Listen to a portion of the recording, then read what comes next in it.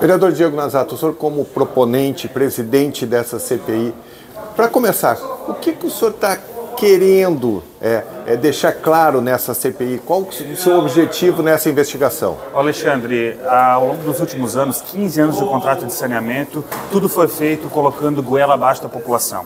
E agora com esse quinto tema aditivo, um tema ainda mais sensível, porque além do reajuste, tem 40% da população pagando pelo caminhão limpa-fossa, sem concorrência, a população pede à Câmara de Vereadores alguma providência. E a gente é o poder legislativo, que legisla e fiscaliza. E nada melhor do que fazer uma CPI para fiscalizar os atos do Poder Executivo. E a gente já discutiu aqui hoje, e a gente deve solicitar um serviço de consultoria ou auditoria para verificar se existe procedência nessa tarifa técnica que a gente tem hoje à disposição, que é regulada pela AGIR. Então, a nossa intenção é verificar se essa tarifa está correta, algo que a população tem pedido, a gente quer saber se está correto. E outra informação, se todos os atos jurídicos desse contrato também estão dentro de alguma legalidade. Como se tratam de assuntos extremamente técnicos, os 5 vereadores da CPI não tem condições de fazer esse trabalho. E é por isso a necessidade de fazer a contratação de uma empresa de fora. E de preferência alguém de fora de Santa Catarina, inclusive. E daí a gente vai trazer transparência. O nosso objetivo não é perseguir ninguém, mas se a população pede para que a gente traga esclarecimentos, nada melhor do que trazer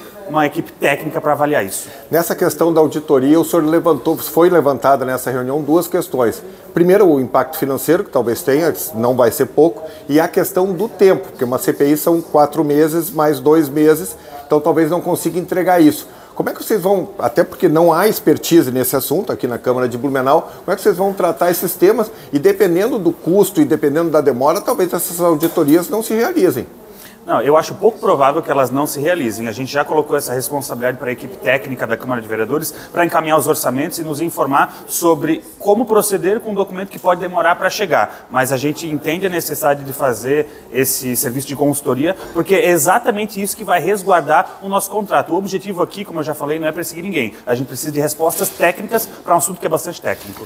Na abertura, o senhor fez um pequeno resumo, desde o contrato aos aditivos. Qual é a conclusão que o senhor teve naquela leitura desse resumo? Qual que é a avaliação que dá para fazer lá do começo do contrato? Os 2 pontos mais relevantes são: primeiro, o município não cumpriu com o investimento que estava previsto originalmente de aproximadamente 200 milhões de reais naquela época do recurso FUNASA e do PAC. E isso está refletindo muito no que a gente tem de responsabilidade tarifária hoje. Então, esse é o primeiro apontamento. Segundo, existe a possibilidade do município fazer aportes no sistema de saneamento da nossa cidade. Então, cada vez que o município, seja através de recursos do governo federal ou recursos próprios, colocar recurso na implantação de rede, a gente vai sair ganhando, porque daí a gente não precisa do recurso da BRK em rede e muito menos de remunerar esse capital investido pela própria BRK. Então isso ficou de apontamento e a gente vai seguir nesse caminho.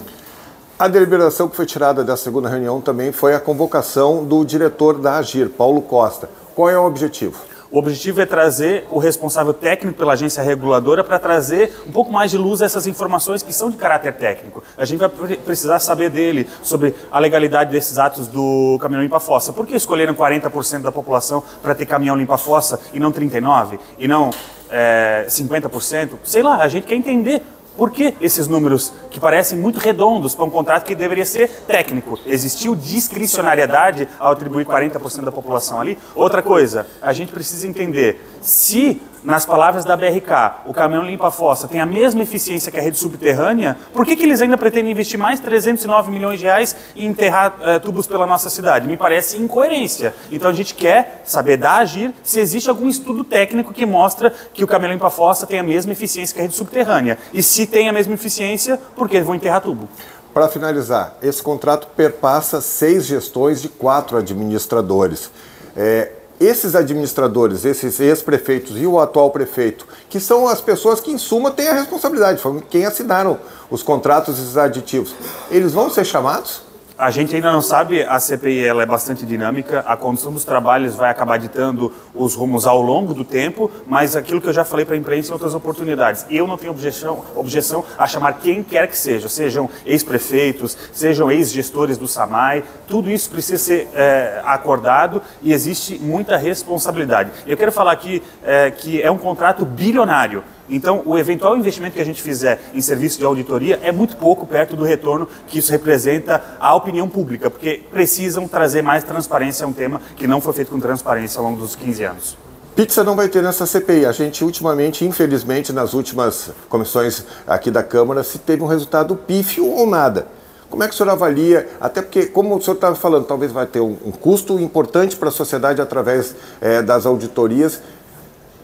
O senhor não se preocupa que tem uma repercussão negativa na sociedade dependendo do trabalho? Alexandre, a pizza é quando não se chega em lugar algum. Se a gente chegar ao resultado de que está tudo certo, que a tarifa está correta, que existe legalidade em cada um dos atos, que ninguém fez nada errado, não é pizza, é o resultado. Por mais que não seja aquele que a população quer, porque as pessoas gostariam que a tarifa fosse menor, que a rede estivesse sendo implantada em mais de 90% da cidade, a gente tem que olhar a frieza dos números e a legalidade dos atos. A Câmara de Vereadores, neste momento, e essa CPI, não se propõe a fazer juízo de valor sobre o que é certo e errado, mas sim se existe legalidade nos atos.